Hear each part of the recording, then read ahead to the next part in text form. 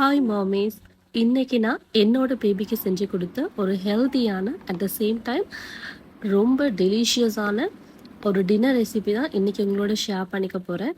இது ரொம்பவே டேஸ்ட்டாக இருக்கும். அதே நேரம் ப்ரோட்டீன் ரிச், கார்போஹைட்ரேட், ஃப்ரூட்ஸ் இது மூணுமே பேலன்ஸ் பண்ண மாதிரி ஒரு சூப்பரான டின்னர். வாங்க எப்படி செய்கிறதுன்னு பார்க்கலாம்.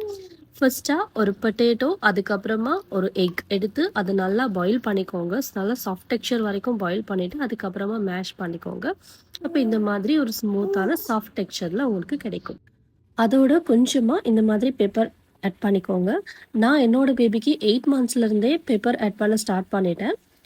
நிறைய அம்மாக்களுக்கு இந்த டவுட் இருக்குது, எப்போலேருந்து பேபிக்கு ஸ்பைஸஸ் ஸ்டார்ட் பண்ணலான்னு சொல்லி. நீங்கள் தாராளமாக 8 மந்த்ஸ்லேருந்து pepper at the same time onion இது ரெண்டுமே பேபிக்கே ஆட் பண்ணலாம். இது ரெண்டுமே சிம்பிளான ஸ்பைசஸ்.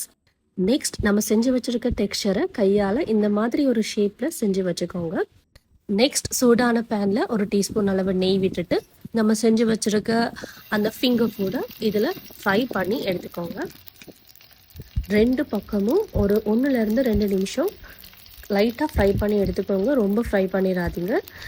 பேபிஸ்க்கு ஃபிங்கர் ஃபுட் வந்து நீங்கள் 8 மந்த்ஸ்லேருந்தே ஸ்டார்ட் பண்ணுங்கள். எப்போவுமே கடைசி வரைக்குமே மேஷ் பண்ணி கொடுக்காதீங்க. சில பேரண்ட்ஸ் செய்கிற பெரிய மிஸ்டேக் என்னென்னா, அவங்க 1 இயர் வரைக்குமே பேபிக்கு சோக் ஆகிடும்னு பயத்துலேயே ஃபுட்டை வந்து மேஷ் பண்ணி இல்லாட்டி அரைச்சி அப்படி கொடுக்குறாங்க. ஸோ அந்த மாதிரி செய்யாமல் 8 மந்த்லேருந்தே பேபிஸ்க்கு இந்த மாதிரி ஃபிங்கர் ஃபுட் ஸ்டார்ட் பண்ணிடுங்க. இப்போ பார்த்தீங்கன்னா நம்ம செஞ்சு வச்சுட்டோம்.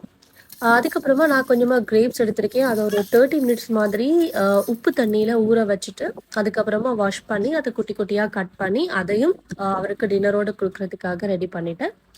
இந்த ஃபுட் வந்து என்னோட பேபி அக்செப்ட் பண்ண ஃபுட். அவர் ரொம்பவே விருப்பமாக சாப்பிட்டார். இதான் நான் ஃபர்ஸ்ட் டைம் அவருக்கு இந்த டின்னர் ரெசிபி அவருக்கு இன்ட்ரடியூஸ் பண்ணியிருக்கேன். ஸோ ரொம்பவே விருப்பமாக இந்த ஃபுட்டை சாப்பிட்டாங்க.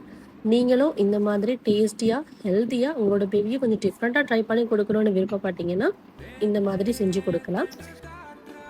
இந்த மாதிரி டிஃப்ரெண்ட்டான டேஸ்டான அட் த சேம் டைம் ஹெல்த்தியான பேபி ஃபுட் ரெசிபீஸுக்கு எங்களோட பேஜை ஃபாலோ பண்ணுங்கள். அடுத்த ரெசிபியில் சந்திக்கும் வரை நன்றி, வணக்கம்.